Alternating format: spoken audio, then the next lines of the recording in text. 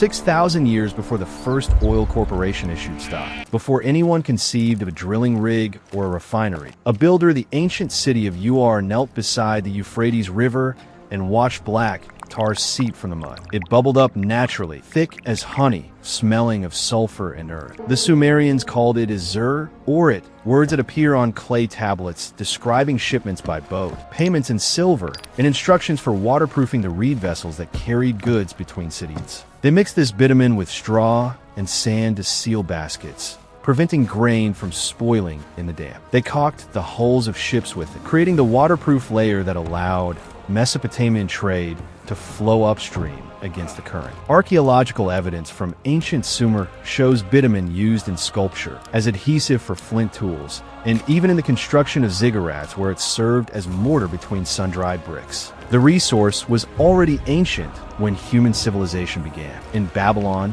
the substance became infrastructure. King Nebuchadnezzar's builders used bitumen in the famous Ishtar Gate and in the processional way, binding brilliant blue glazed bricks into walls that have survived millennia. The Assyrians used it to waterproof palace roofs and to set precious stones into jewelry. On the shores of the Dead Sea, a naturally occurring asphalt floated to the surface where it could be harvested in chunks. Ancient Egyptians imported this Dead Sea asphalt for embalming, using it to seal the cavities of mummies and to preserve papyrus. In Persia, Zoroastrian priests maintained sacred fires using natural gas and petroleum seeps that had burned for centuries, flames that required no wood and never extinguished. The Chinese, by the 2nd century BCE, had developed bamboo drilling techniques reaching hundreds of feet deep to extract brine. They often hit natural gas, which they piped through bamboo tubes to heat evaporation pans for salt production. They called the flammable substance shuryu rock oil and used it for lighting and lubrication. Marco Polo, visiting the Caspian region in the 13th century,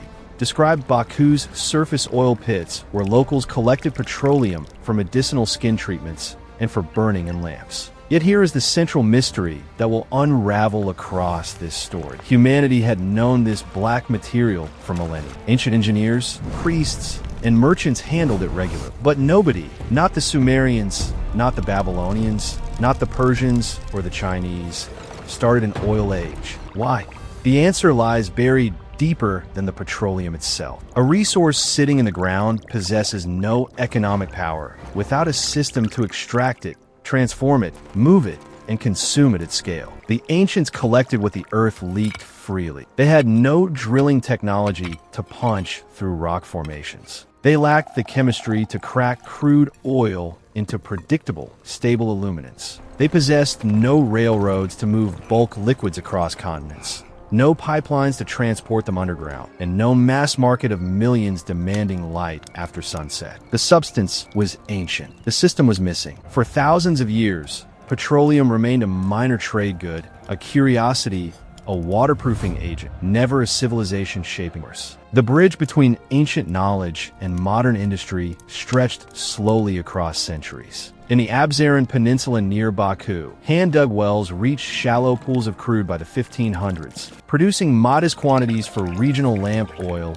and ointments. European alchemists experimented with petroleum distillates in the 1600s, noting its flammable vapors but finding little commercial use. The true transformation required a change not in the earth, but in human economics. By the mid-19th century, American cities had grown dense and industrial. Factories operated into the night. Homes required illumination that whale oil, then the premium fuel, could no longer affordably provide. Whaling fleets had depleted Atlantic populations, driving prices up. Lard oil smoked heavily and burned with a weak flame. Camphene, distilled from turpentine, offered bright light, but exploded with terrifying regularity, filling hospitals with burned victims. Coal gas-lit city streets, but required expensive infrastructure unsuitable for rural homes. The market hungered for a liquid fuel that burned bright, clean, and safe. In 1854, Canadian geologist Abraham Gessner demonstrated that crude petroleum could be distilled into a superior illuminant he named kerosene. The chemistry was solved, but chemistry without supply is merely theory. The demand had arrived. The only missing piece was production. That piece appeared in the unlikely form of Edwin Drake, a former railroad conductor suffering from personal financial desperation and chronic illness. In 1858, the Seneca Oil Company hired Drake to investigate oil seeps on a farm near Titusville, Pennsylvania. Drake studied the salt well drilling techniques common in the region and made a critical innovation. He drove iron pipe through the loose gravel and clay to bedrock, preventing the hole from collapsing, then drilled inside that protective sleeve. On August 27, 1859, at 69 feet below the surface, his driller William "Uncle Billy" Smith noticed the drill drop 6 inches. When they pulled the tools, dark crude oozed up the pipe. They had not discovered oil. Humanity had known oil for 6 millennia. They had discovered a method to extract it commercially in quantities sufficient to feed an industrial market. The explosion was immediate and psychological. Within months, wooden derricks transformed the quiet Pennsylvania forest into a landscape of industrial chaos. Land prices erupted overnight. Farmers who had sold mineral rights for pennies watched strangers build fortunes on their property. Boom towns like Pithole materialized from nothing, growing to 10,000 residents in months as hotels, saloons, and brothels sprouted on muddy streets. Then, just as quickly, the oil ran dry, or prices crashed, and Pithole emptied, becoming a ghost town within 5 years. Fires consumed wooden tanks and derricks, turning night into orange day. Speculation fever gripped the region. The psychology of FOMO, of get-rich-quick dreams, of gambler's ruin. Barrels, actually constructed of wood because steel drums did not yet exist, became so scarce that oil pooled in earthen pits, seeping into creeks. Prices swung wildly from $10 per barrel to 50 cents, destroying families as randomly as enriching them. Everyone drilled, but nobody controlled the madness. The drillers competed against geology itself, gambling on reservoirs they could not see, could not measure, could not guarantee. Then a young Cleveland bookkeeper looked at the chaos and saw something different. John D. Rockefeller understood that drilling was a lottery, but refining was a manufacturing business. In 1863, he invested in a Cleveland refinery, recognizing that the real value lay not in possession of the crude, but in transformation. While wildcatters chased underground ghosts, Rockefeller built systems above ground. He focused obsessively on cost reduction, utilizing every byproduct: gasoline for industrial fuel, benzene for cleaning, heavy oils for lubrication, paraffin for candles, turning waste into revenue streams. He demanded absolute quality control, producing kerosene so pure it would not explode in lamps, unlike the dangerous output of sloppy competitors. Most crucially, he recognized that transportation created the ultimate bottleneck. In 1872, Rockefeller and his partners formed the South Improvement Company, negotiating secret rebates with railroads that gave Standard Oil preferential rates, while charging competitors higher prices to ship their own oil. When rivals protested, he acquired them, offering shares in Standard Oil or destruction through price wars. By 1880, Standard Oil controlled roughly 90 to 95% of American refining. The business secret revealed itself. The power in petroleum lay not in the fields, but in the infrastructure, the refineries, the pipelines that bypassed railroads entirely, the storage tanks, the distribution networks that reached into every American city. Control the bottlenecks, and you control the industry regardless of who owned the wells. The concentration of power generated inevitable reaction. Journalist Ida Tarbell, whose father had been ruined by Rockefeller's competitive practices, published a devastating expose in McClure's magazine between 1902 and 1904, documenting Standard Oil's rebates, espionage, and market manipulation. Public outrage mounted. In 1911, the Supreme Court ruled in Standard Oil Company of New Jersey versus United States, dismantling the monopoly into 34 separate companies. The breakup seemed to arrive at the perfect moment to destroy petroleum's dominance, for a new technology had begun spreading through American cities: electricity. Thomas Edison's incandescent bulbs and the expanding electrical grid offered illumination without flame, without soot, without kerosene. The oil age appeared to be ending just as it had begun. Then came the twist that no ancient civilization could have predicted. While refining crude for kerosene, Standard Oil and its competitors had struggled with a volatile, explosive byproduct that sometimes contaminated their lamp oil, gasoline. For years, refiners had burned it as waste or sold it cheaply for for industrial cleaning. But gasoline possessed an energy density that kerosene lacked, and a new generation of European engineers had developed internal combustion engines that required exactly this volatile fraction. When Henry Ford's Model T began rolling off Highland Park assembly lines in 1908, followed by mass production techniques that dropped automobile prices from luxury items to working-class necessities, the demand for gasoline did not grow gradually, it detonated. Oil was no longer about defeating darkness. It was about defeating distance itself. The psychology shifted from domestic utility to personal freedom. An automobile owner could travel where railroads never reached, on their own schedule, at speeds previously impossible. And every mile required petroleum. The scale of this new demand dwarfed anything Pennsylvania could supply. Then, on January 10th, 1901, a drilling crew led by engineer Anthony Lucas punched through a salt dome at Spindletop,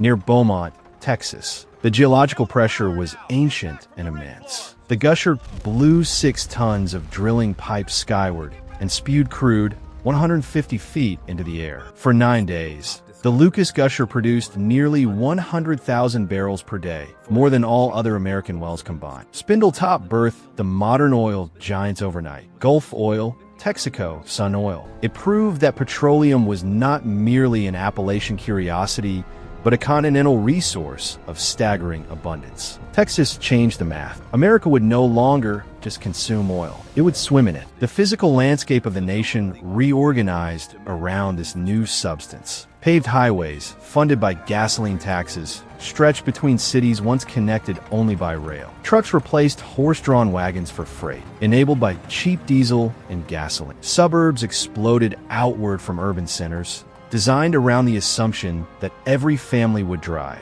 Gasoline stations evolved from curbside hand pumps to architectural landmarks of roadside commerce. The feedback loop became self-reinforcing. Cheap fuel enabled automobile ownership. Cars demanded roads. Roads enabled residential sprawl.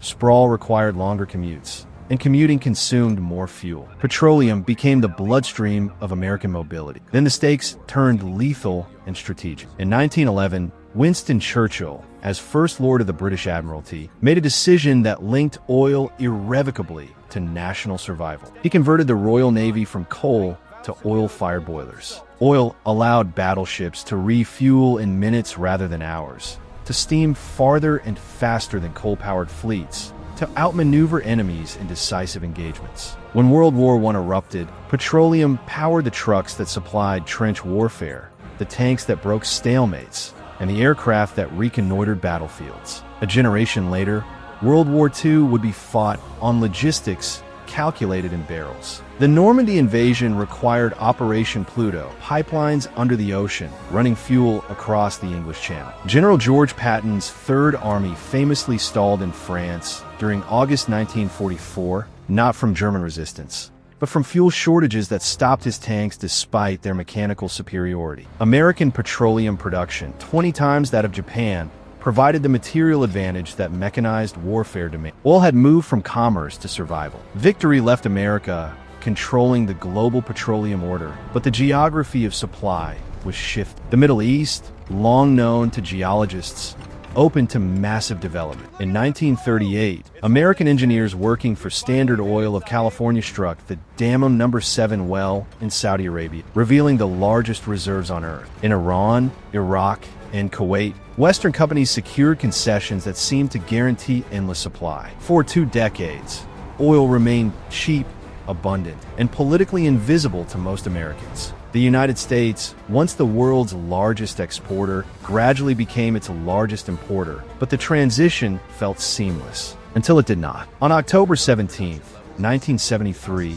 the Organization of Arab Petroleum Exporting Countries, OPEC, distinct from the broader OPEC, announced an embargo against the United States for supporting Israel during the Yom Kippur War. Within weeks, oil prices quadrupled. American motorists faced gasoline lines stretching for blocks, stations posting no gas signs, and frustrated drivers sleeping in their cars to maintain place in queue. States implemented odd-even rationing systems based on license plate numbers. The psychology of abundance shattered overnight. The automobile, which had represented personal freedom and economic mobility, suddenly revealed its dependency on supply chains stretching halfway around the world. The infrastructure built on cheap fuel, suburbs, highways, aviation, industrial agriculture appeared terrifyingly vulnerable. The paradox was stark. Oil had given America unprecedented power and mobility, but that same dependence meant that interruptions in supply could paralyze the nation. By then, petroleum had embedded itself deeper than the gas tank. The 20th century had learned to crack hydrocarbon molecules into materials unknown to the ancients. Petrochemicals derived from petroleum and natural gas feedstocks became the foundation of plastics.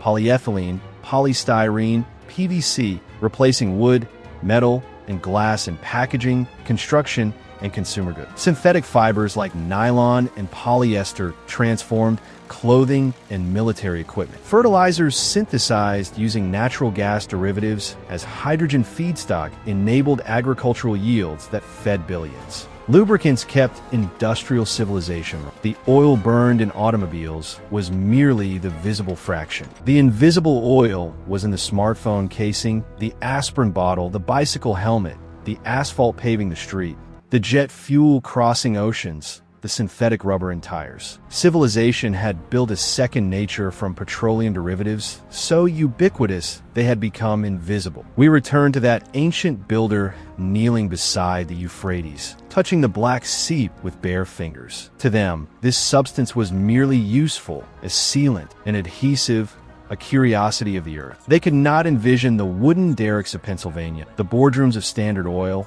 the Texas gushers, the convoys of Normandy, the interstate highways of Los Angeles, the supertankers crossing oceans, or the gasoline lines of 1973. The petroleum itself had waited beneath their feet for millions of years, unchanged, patient. What changed was humanity. We built the chemistry to transform it, the machines to hunger for it, the corporations to distribute it, the infrastructure to depend upon it, and the lifestyles that assumed its continuous availability. We built a world where the ancient black substance became air itself, everywhere, essential, and finally impossible to see until it threatens to vanish. Around it.